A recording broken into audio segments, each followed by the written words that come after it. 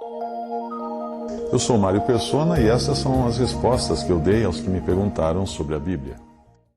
2 Timóteo capítulo 2, versículo 19. O fundamento de Deus fica firme, tendo este selo: o Senhor conhece os que são seus, e qualquer que profere o nome de Cristo aparte da iniquidade. Então ele vai dar aqui a condição em que ficou a casa de Deus.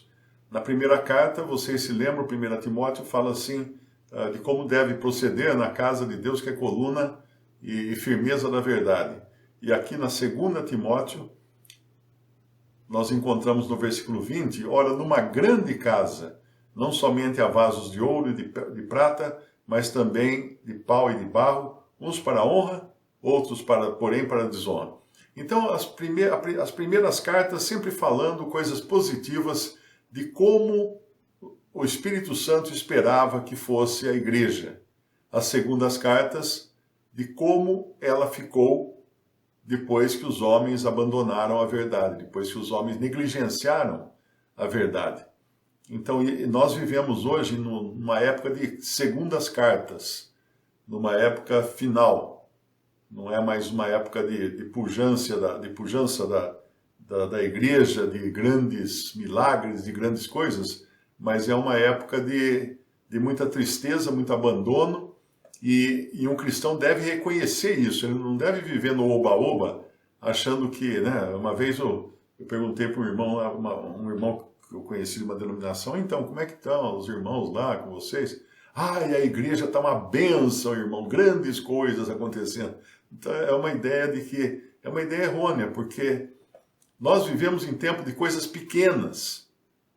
Quando o testemunho de Deus na terra está abandonado, está negligenciado, está arruinado, nós vivemos nos tempos de Esdras e Neemias. Que são Esdras e Neemias? É uma época em que eles tentam reconstruir o testemunho de Deus na terra. E quando são lançadas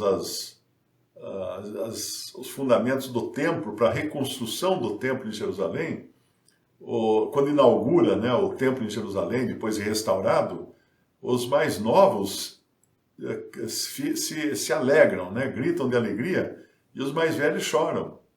Por quê? Porque eles conheceram como é que era o templo antes de ser destruído. Então, para eles é só tristeza, não é alegria nenhuma. Então, vamos até olhar o versículo.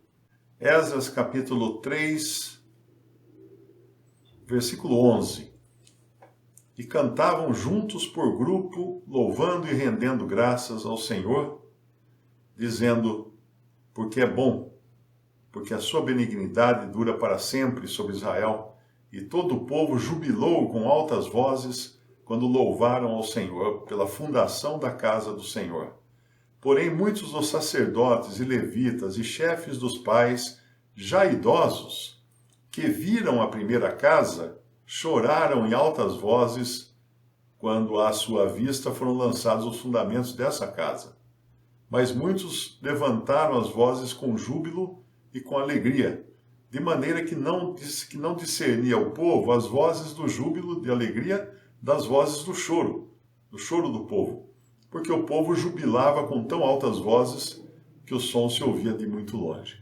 Então aqui houve um misto de alegria e tristeza, porque os mais velhos viram que não era aquilo no começo, né? Eles não estavam vendo a glória do templo original, estavam vendo uma reforma, um remendo, uma coisa que era um puxadinho perto do que tinha sido o templo no seu tempo de glória.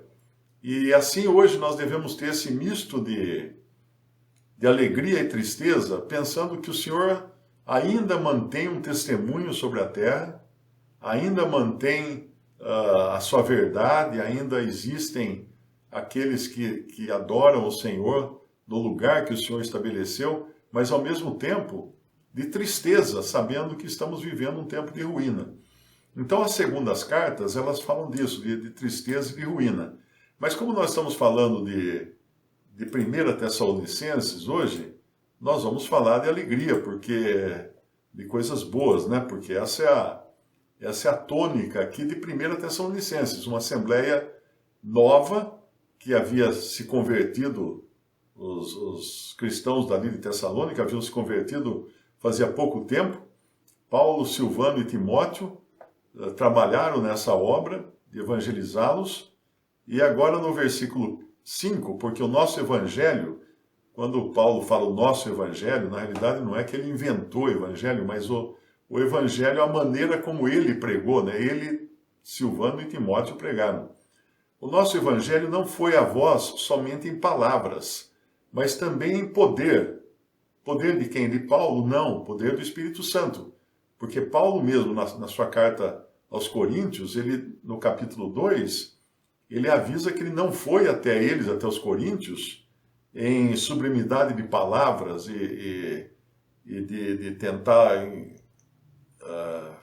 como que fala lá no capítulo 2 de 1 Coríntios, fala assim: eu, irmãos, quando fui ter convosco, anunciando-vos o testemunho de Deus, não fui com sublimidade de palavras ou de sabedoria, porque nada me propus saber entre vós, senão a Jesus Cristo e esse crucificado.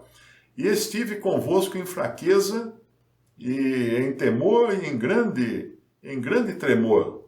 A minha palavra e a minha pregação não consistiram em palavras persuasivas de sabedoria humana, mas em demonstração de espírito e de poder, para que a vossa fé não se apoiasse em sabedoria dos homens, mas no poder de Deus. E aqui também, no nosso capítulo agora de 1 Tessalonicenses, Paulo deixa claro que o nosso evangelho não foi a vós somente em palavras, mas também em poder, no poder de Deus e no Espírito Santo. Porque é o Espírito Santo quem convence. E é em muita certeza, isso que é interessante, né? Como bem sabeis quais fomos entre vós, por amor de vós. Aquele que prega a palavra, ele tem que pregar com certeza. Você imagina, você vai a um médico, e o médico fala que vai fazer uma cirurgia em você. Aí você pergunta: e aí, doutor, e essa cirurgia vai resolver o meu problema? Sabe como é, né? Em uns resolve, outros não. Eu não vou, assim, garantir que vai resolver. Aí você foge dali e vai procurar um outro médico, um outro tratamento. Mas o evangelho é certeza, porque ele é baseado em fé, ele se recebe pela fé, né? E a fé é a certeza, é a convicção das coisas que se esperam. É a certeza de coisas que não se veem. Isso é fé. Não adianta querer receber o evangelho com uma mentalidade racional, né? Com uma coisa como se recebe uma aula de geografia na escola. Não é isso. E o evangelho, ele vem com poder, que é o poder da palavra de Deus. E uma coisa interessante aqui no versículo 5, Paulo fala: como bem sabeis quais fomos entre vós, por amor de vós. Então esse evangelho de Paulo e de Silas ou Silvano e Timóteo, ele foi pregado por pessoas que tiveram uma conduta tipo uma bandeja de prata. Eles entregaram esse evangelho numa bandeja de prata. Eles não entregaram de qualquer jeito num papelão ou numa coisa. Eles entregaram de maneira correta. Então aí entra a questão da vida da pessoa que evangeliza ou que leva a palavra. A conduta de quem leva a palavra. Você pode tanto embelezar aquilo que você está pregando, né, com a sua conduta, como você pode também tornar o caldo. Você pode estar com uma mosca no perfume, né, como tem lá em, não sei se é Provérbios ou Eclesiastes, que fala, o Salmo, que a mosca quando cai no perfume estraga o perfume. Então, será que a minha vida está cheia de moscas? Na versão corrigida, assim como as moscas mortas fazem exalar mau cheiro e inutilizar o unguento do perfumador, assim é para o famoso em sabedoria e em honra um pouco de estultícia, um pouco de tolice. Na outra versão, na versão atualizada, fala: qual a mosca morta faz o unguento do perfumador exalar mau cheiro, assim é para a sabedoria e a honra um pouco de estultícia, ou seja, um pouco de loucura ou de de falta de entendimento, de falta de conhecimento, acaba estragando o perfume que você tem que levar. Porque nós somos como perfume, não é? Que fala também lá numa outra passagem, 2 Coríntios 2,14. E graças a Deus que sempre nos faz triunfar em Cristo e por meio de nós, os apóstolos, manifesta em todo lugar a fragrância do seu conhecimento. Então o conhecimento deve ser uma coisa fragrante, ou seja, perfumada, cheirosa. Faz em Cristo e por meio de nós manifesta em todo lugar a fragrância do seu conhecimento. Porque para Deus somos o bom perfume de Cristo, nos que se salvam e nos que se perdem.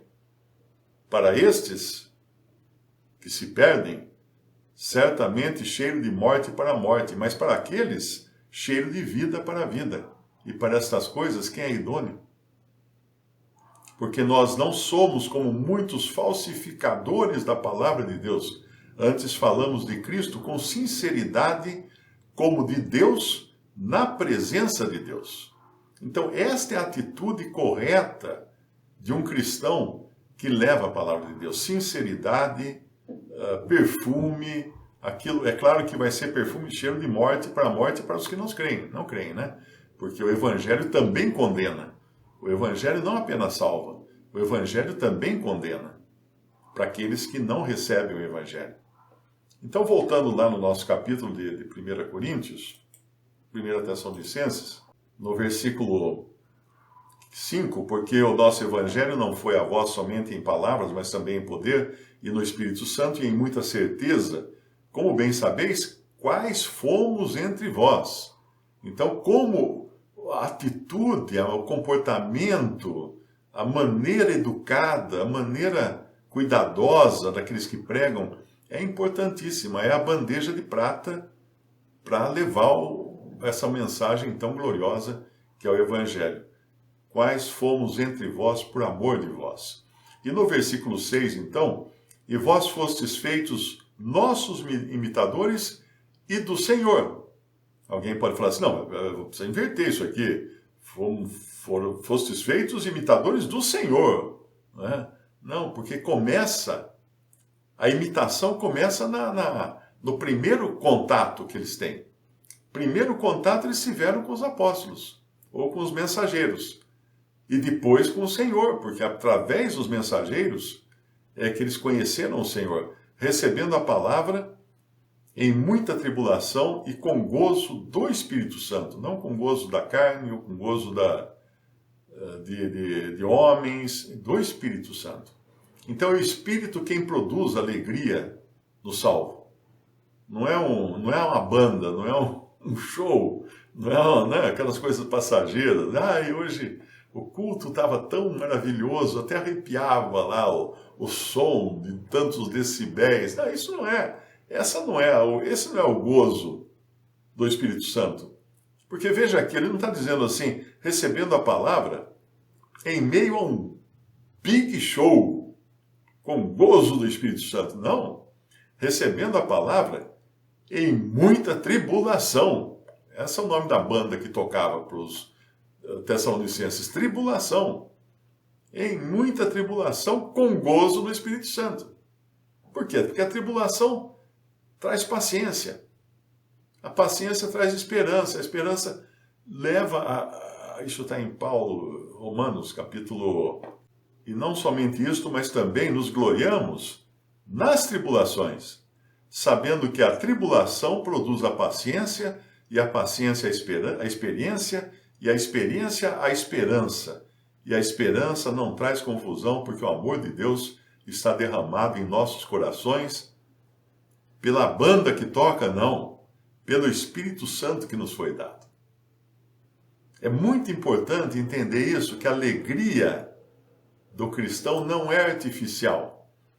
Ela não depende de tecnologia, ela não depende de banda, de arte, de cantores, de shows. Ela não depende dessas coisas. A alegria do cristão é produzida pelo Espírito Santo no coração do cristão. Eu nunca me esqueço, eu era recém-convertido, estava procurando uma igreja para congregar e fui em Santos, tinha uma que eu conhecia, inclusive, um que se converteu junto comigo, na minha época também, na faculdade de arquitetura, e ele me convidou para ir na igreja que ele frequentava. Então eu fui lá, acho que era se não me engano, era um culto de Natal, alguma coisa assim. E muito bonito, todo mundo muito bacana, assim, muito amigo, muito amigável, muito amorosos, né, os irmãos. E aí começou o culto e chegou a hora do coral de jovens, né, do grupo de jovens cantar. Então puseram lá uma fita, naquele tempo era playback de fita, não tinha música digitalizada como tem hoje, né? Mas era uma fita. Aí puseram uma fita com o playback, com a orquestra, o fundo musical. Aí os jovens no palco lá da igreja, aí começou aquele entrou assim a orquestra, os jovens começaram a cantar e a fita, o gravador fez enrolou, engoliu a fita.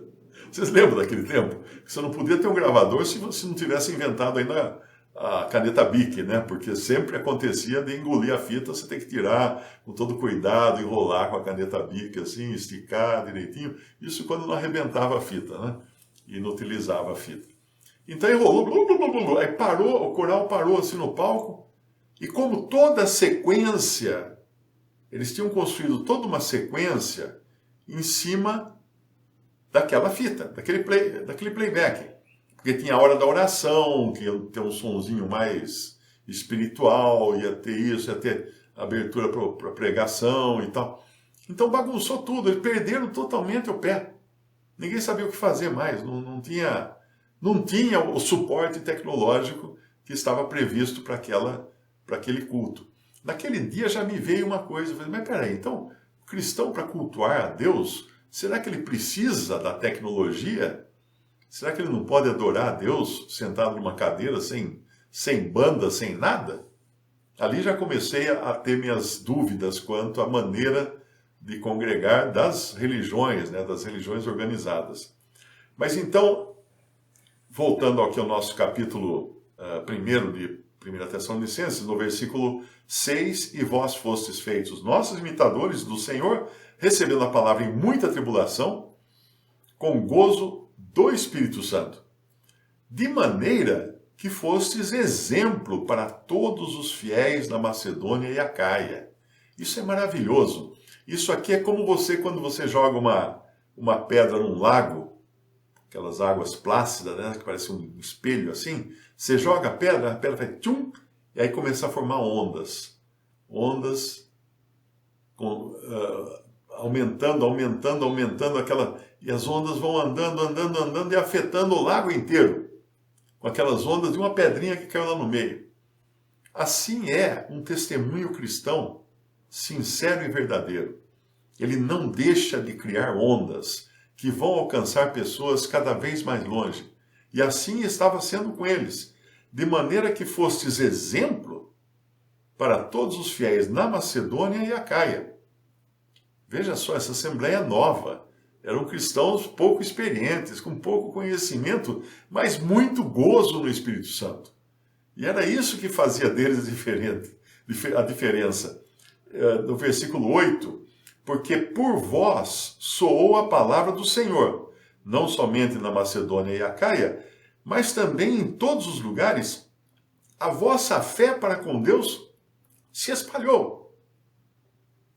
Não só se espalhou como as ondas do lago, que vão cada vez mais aumentando o seu círculo de influência, como também, no versículo 8, como também em todos os lugares, a vossa fé para com Deus se espalhou, de maneira que já dela não temos necessidade de falar coisa alguma. Por quê? Porque as pessoas já estavam falando da fé deles com Deus, de tamanho poder do Espírito Santo que estava agindo naquele testemunho. E aí no versículo 9, porque eles mesmos, os outros, não é, anunciam de nós qual a entrada que tivemos para convosco. Quer dizer, qual foi o impacto que nós tivemos no meio de vocês. E como dos ídolos vos convertestes a Deus, para servir o Deus vivo e verdadeiro. Na versão inglesa, é interessante, eu não sei se existia um equívoco na tradução da versão em português ou da versão em inglês, mas na versão inglesa, a ordem aqui é diferente. Em todos os lugares a vossa fé para com Deus se espalhou, no versículo 9, porque eles mesmos anunciam de nós qual a entrada que tivemos para convosco, e como vos convertestes a Deus a partir dos ídolos. Então ele põe uma ordem em que Deus entra primeiro na equação. E Deus entrando primeiro na equação, os ídolos são deixados para trás. Mais ou menos assim, eles não se converteram efetivamente dos ídolos para Deus. Tipo assim, olharam para os ídolos, estavam meio desanimados, os ídolos não estavam resolvendo muito o problema deles. Vamos nos converter para Deus. Não. Eles se converteram a Deus e a consequência disso foi abandonar os ídolos. Foi abandonar os ídolos. É isso que acontece em todo cristão. Por isso que é muito errado chegar, por exemplo, na casa de uma pessoa que tem lá uma estante cheia de estatuetas, de Buda, de Nossa Senhora Aparecida, de outras coisas, de velas e não sei o quê, e querer limpar aquilo. Não é assim que funciona. Não é assim que funciona. A pessoa precisa se converter a Deus antes. Aí o Espírito Santo no coração dela vai tocar o coração para que ela se liberte daquilo. Comigo foi assim também.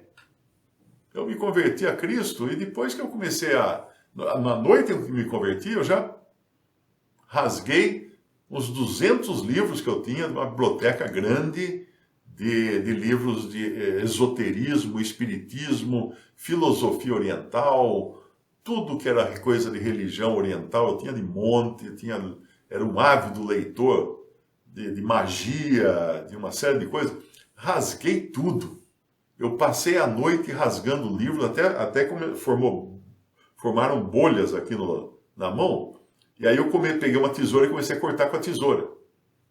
E piquei tanto papel que deu alguns sacos de lixo cheios de papel picado. Como eu morava sozinho num apartamento no Guarujá, eu fiquei com medo de colocar todos os sacos de lixo de uma vez no lugar onde a faxineira, o faxineiro do prédio retirava, né? Eu pensei, poxa, o cara vai pensar que aconteceu alguma coisa. Porque eu sempre tinha um saquinho de lixo pequenininho que eu punha lá, de repente o cara vem com um monte de saco de lixo.